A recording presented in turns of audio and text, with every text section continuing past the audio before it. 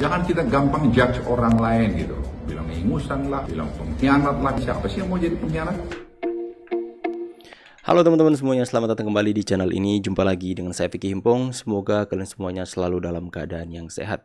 Ya, cukup banyak orang yang menyayangkan sikap dari PDIP dan pendukung Pak Ganjar yang mengeluarkan statement-statement seperti itu, yang sebenarnya itu hanya akan menghancurkan elektabilitas Ganjar dan Pak Mahfud saja dengan cara-cara seperti itu, yaitu menciptakan sebuah kata-kata yang saya pikir itu tidak pantas dan itu sangat tidak disukai oleh rakyat Indonesia, di mana menyatakan bocah ingusan, samsul, belimbing sayur, belimbing asem dan sebagainya ya, pengkhianat ya. Saya pikir itu adalah sebuah hal yang sangat disayangkan, yang dimana seperti yang saya pernah katakan bahwa cara-cara seperti ini yang dipakai oleh para pendukung Pak Prabowo kepada Pak Jokowi di 2 kali pilpres.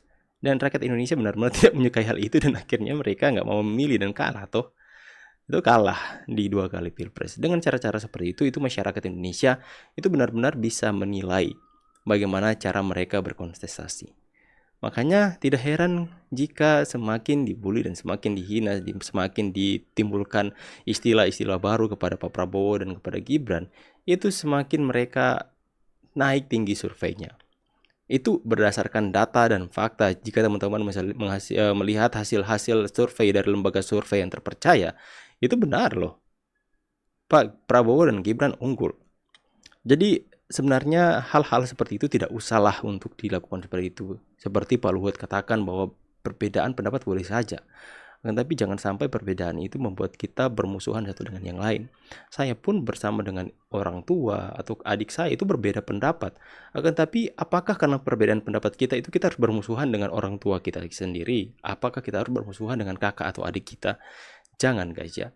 Jadi perbedaan pendapat boleh saja, tapi jangan sampai orang yang berbeda dengan pemahaman kita, orang yang berbeda dengan siapa kita dukung, kita melakukan serangan-serangan secara frontal dan serangan-serangan yang seolah-olah ingin membunuh karakter seseorang.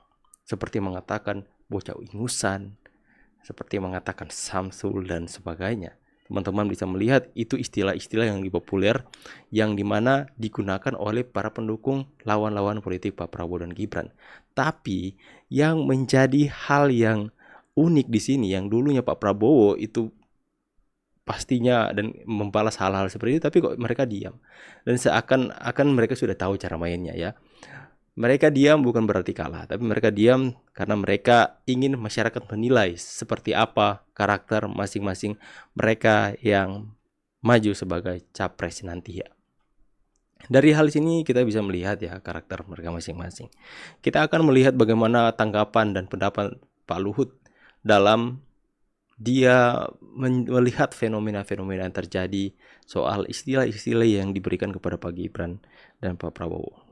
Jangan kita gampang judge orang lain gitu. Jangan, ya benar sekali. Bilang pengkhianat lah. Siapa sih yang mau jadi pengkhianat? Luhut menanggapi tensi politik jelang Pilpres 2024. Menurutnya tak perlu menghakimi orang. Benar sekali ya. Tak perlu menghakimi orang. Apalagi dengan kata-kata ingusan dan pengkhianat.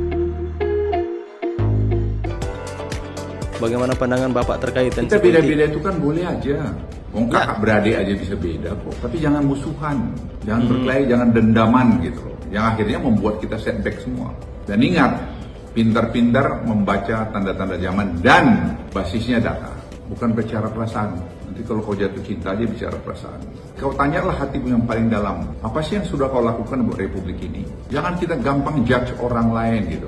Bilang ingusan lah, bilang pengkhianat lah. Siapa sih yang mau jadi pengkhianat? Dan itu saya sampaikan pada teman-teman saya TNI. Kita harus dewasa. Kita rata-rata umur 70-an saya bilang. Ngapain mesti berantem? Kita ngasihkanlah masukan-masukan bagaimana membuat Indonesia lebih maju ke depan.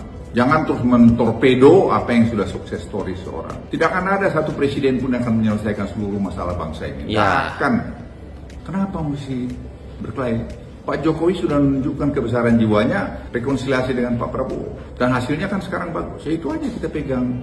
Itu jangan baperan lah, jangan terus gampang nuduh kiri, nuduh kanan itu. Kalau kau nggak suka ya jangan pilih, habis. Ya, apalagi kau dengan milenial sekarang ini. Siapa sih yang bisa ngatur milenial?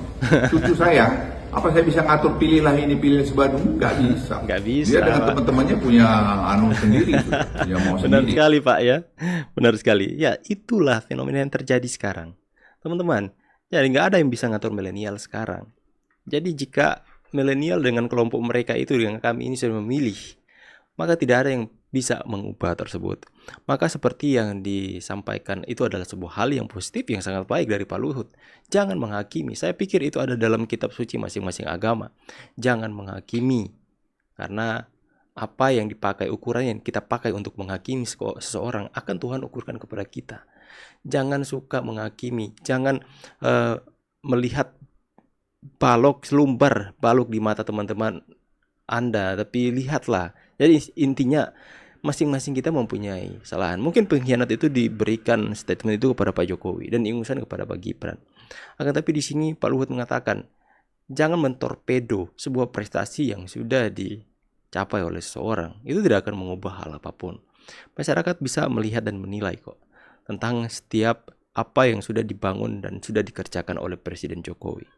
Jadi seharusnya dalam hal ini kita semakin hari semakin dewasa saja sih dalam berpolitik. Nanti di depan saya percaya ada yang akan membawa politik identitas, ada yang akan mencampur adukan agama dengan hal-hal politik seperti ini. Saya percaya akan ada.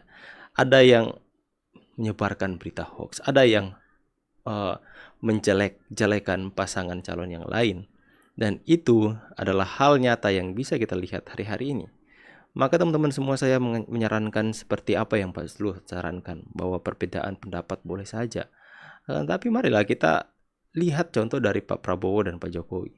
Mereka itu benar-benar sebuah rival seperti Naruto dan Sasuke. Tapi akhirnya kok Naruto dan Sasuke ya?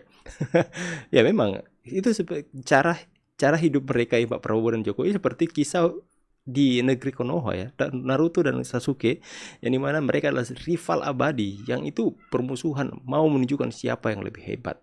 Akan tapi pada akhirnya mereka itu saling bahu-membahu, mati-matian bekerja sama untuk membangun sebuah negara yang disebut Konoha. Ya mungkin guys ya, itu terjadi seperti Pak Jokowi dan Pak Prabowo ya. Makanya kalian bisa melihat bahwa hari ini Pak Jokowi dan Pak Prabowo yang dulu adalah rival, yang dulu adalah orang yang benar-benar bertentangan satu dengan yang lain. Mereka bertarung habis-habisan di 2 kali pilpres. Akan tapi Naruto menang Pak Jokowi ya. Dan akhirnya pada saatnya Naruto tidak pernah menyerah untuk merangkul, dan Naruto lagi Pak Jokowi tidak pernah menyerah untuk merangkul Pak Prabowo, dan akhirnya Pak Prabowo luluh dan bersatu membangun negeri ini. Kalian bisa mencontoh hal itu. Perbedaan boleh saja, tapi pada akhirnya, pada ujungnya, semuanya kita ini menginginkan kebangkitan Indonesia. Semua kita ini menginginkan Indonesia itu bangkit dan menjadi kebanggaan kita semua. Itu sih intinya. Jadi berhentilah merendahkan satu dengan yang lain, berhentilah untuk menjelek-jelekan dan menghakimi teman-teman. Ya, berubahlah oleh pembaharuan budi kita. Thank you so much for watching this video. Semoga ini bisa mengedukasi kalian apalagi tentang cerita dari desa Konoha ya. Thank you so much for watching. Saya Vicky, pamit, see you in the next video and God bless. Bye guys.